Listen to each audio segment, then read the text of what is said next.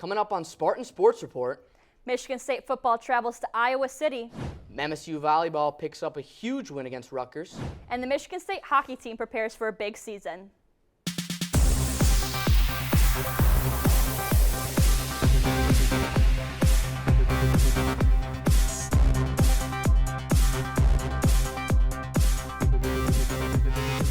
Welcome back to another episode of Spartan Sports Report. I'm Brendan Bomarito. And I'm Elisa Luker. We're getting into the fall season here in East Lansing. The leaves are falling, but the temperatures are not. Let's get into sports, starting with the football team.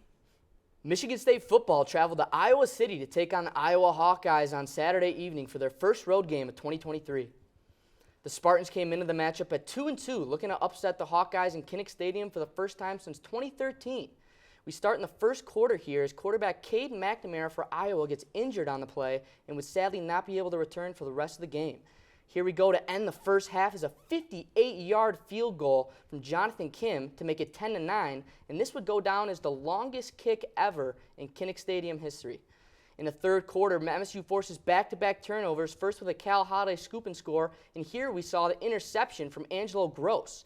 On the next drive, Nathan Carter blasts through the hole for a 14-yard gain. He finished today with 108 yards on the ground. And the Spartans go for it on 4th and 1, but just do not convert, turning the ball over on downs. And then with 3 minutes and 45 seconds left, here we go. It is Cooper DeJean who makes the play. He will go all the way to put this game on ice and put the Hawkeyes up 23-16. Michigan State falls to Iowa 26-16 and drops to 2-3 on the season. The Spartans will be on their bye next week. Therefore, their next opponent comes on October 14th when they travel to Rutgers to take on the Scarlet Knights.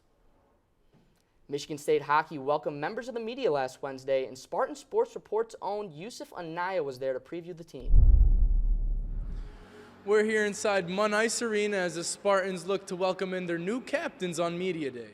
This upcoming season, Nash Nienhaus will wear the captaincy with Nicholas Mueller, Matt Basgall, and Carson Dorwart serving as the alternate captains. Yeah, it's awesome. It's a huge honor from the coach and the team, being looked up to in that way and being able to be a guy that, I can care for guys if they need something or, be a leader when they need me or when they don't need me. So it's a great honor. Oh, it's awesome. It's a big privilege, obviously, but I think it's just super excited having a lot of guys back and new guys coming in, really skillful. So I'm super pumped for the season for sure. I mean, it's exciting. I was honored when I found out, but it's cool to just be in that leadership group with Neens, Nico, and Baz.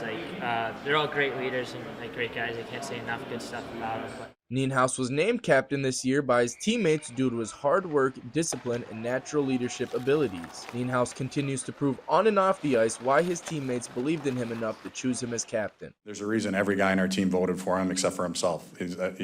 I like that about him. He's got a humility so he's just got to be himself. Being named captain's a huge honor, but it comes with a lot of responsibility as well. I know I'm lucky to have such great leaders around me as well, with Nico, Bazzi, and Carson. Those are great guys to look up to and lead by example. And a big thing from our culture is you don't need to have a letter to be a leader. Michigan State's coaching staff consistently fosters a competitive environment and motivates players to find value in their work. The team captains have also established the expectation of arriving prepared to compete every single day with the aim of developing and becoming game ready. It's just a lot more competitive this year in practice, I think. With that extra talent, it's a little bit faster. Guys are going a little harder in the drills and stuff like that. For someone like myself or Nico, Bazzi, and Carson, it's easy to lead when you're really bought into what the coach is preaching, and everyone's so bought into what Coach Nightingale has brought to us and what he wants to achieve. So I think it makes our jobs really easy. Spartans will be facing off against Lake Superior State here on October 7th. Back to you guys. Thanks, Yusuf. We're really excited for this season. Hopefully they can pick up right where they left off last year. On Sunday afternoon, the 13th ranked men's soccer team faced the 25th ranked Nittany Lions at DeMartin Stadium. The undefeated Spartans played a very physical game against the Nittany Lions. This match ended with a total of 31 fouls, resulting in 4 yellow cards on the day. The match went back and forth as both the Spartans and the Nittany Lions played strong defense. Despite Penn State having a 12-6 advantage in shots, redshirt sophomore goalkeeper Zach Kelly kept a clean sheet, picking up 5 saves on the day, matching his career high. On the other side of the field, Penn State defense kept the ball away from their net as Michigan State had no real opportunity to score. Penn State goalkeeper Chris Shakes is first in the Big Ten Conference and fifth in the nation with an 85% save percentage. The Spartans now have a 5-0-4 record on the year, which marks a season best start since 2018. This Friday, MSU will travel to Madison to take on the Wisconsin Badgers. The women's soccer team hosted Maryland in a Big Ten matchup on Thursday. The Spartans got off to a quick lead when Gabby Mueller scored just 9 minutes into the game, and then the Spartans never looked back as Jordan Wickus and Zavana Labovich scored within the next 10 minutes to push the Spartan lead to 3. Both teams would battle back and forth until MJ Andrus scored in the 76th minute to extend the lead to 4. The last of 5 Spartan goals came in the final 3 minutes when Rania Sinaji finished on a rebound from Kelly Severini, and the Spartans finished with the most goals they've scored in Big Ten play since 1998. The Spartans would try to carry this momentum into their next match with number 4 Penn State.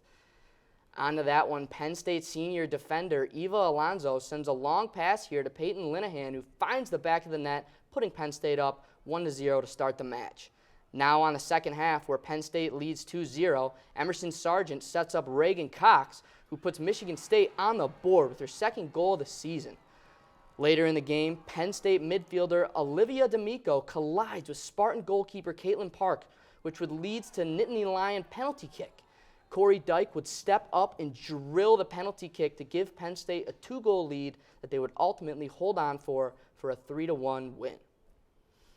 Michigan State will travel to Ann Arbor to face off against Michigan next Saturday. Michigan State volleyball was back at home this past weekend after 3 straight road matchups. Rutgers took the first set, but the Spartans were able to win 3 straight to close out the match. Taylor Hold'em started off strong as she picks up the first of her 14 kills, and Julia Bishop with one of 25 assists on the game. Tina Gurkovic finished off the Spartans in the first set as Rutgers wins it 25-19. Spartans trailed early, but it's Aaliyah Moore who brought them back with a big kill early in the second set. Here she is again with another kill to hype up the crowd and a late second set lead. Back to Taylor Hold'em with her final kill to give the green and white the exclamation mark as the Spartans win 3-1. Michigan State will be back at home this Friday against second-ranked Nebraska in the Breslin Center at 7 p.m. Coming off their weekend of wins, the Michigan State field hockey team faced off against 2 of the nation's best, number 3 Northwestern and number 1 Iowa. Starting off with Northwestern on Friday, goalkeeper Cecily Charles had her work cut out for her as she had 19 saves throughout the match. Although the Spartans fell 6-0 to the Wildcats, Charles broke her previous career high of 14 saves. The Spartans made their way to Iowa on Sunday, with the Hawkeyes getting on the board 5 minutes into the first quarter, but MSU's Ellie Rutherford would respond with one of her own just 3 minutes later, marking her 3rd goal of the season and tying her for the top spot for Spartan goals this year alongside Emma O'Neill. Ultimately losing 3-1, the Spartans moved to 3-7 overall and 1-3 in conference play. MSU will close out their road trip against a 3rd top 10 opponent on Friday, going head-to-head with number 8 Maryland. The men's golf team competed in the Fighting Irish Classic this weekend at Notre Dame's Warren Golf Course. The team finished in 13th place among 14 teams at 31 over par, playing 2 matches on Sunday and finishing up on Monday. Ashton McCullough tied for 15th place individually and shot a 68 to finish the final round. Along with men's golf, the women also competed at the Glass City Invitational in Toledo. The women finished 3rd place out of 10 teams at 9 over par before the tournament was suspended due to weather conditions. Along with their 3rd place finish, Katie Liu played phenomenally for the 2nd week in a row, being named the Big Ten Golfer of the Week. The women's team is headed to the Tar Heel Invitational next week, while the men's team will travel to Florida to compete in the Quail Valley Collegiate on October 15th and 16th. The women's tennis team played its opening weekend at the Wolverine Invitational in the Western Michigan Fall Invite. They won 6 singles and 4 doubles matches over 3 days of action as Rhea Bacta and Matilda Maurice picked up wins in their first debut for the Spartans. Meanwhile, 9 members of the men's team headed to Tulsa, Oklahoma to compete in the ITA Fall All-American Championships. Graydon Lair, Luke Bayless, and Josh Portnoy each picked up W's in the singles pre-qualifying draw, but later in the tournament, Ronald Homan III and Sebastian Collard also picked up doubles wins for the first round on Monday. Next up, the women will host the ITA Midwest Regional Championships beginning on October 12th, And the men's main draws will begin Wednesday, October 4th and run through the 8th. Well, that's all the time we have for you today.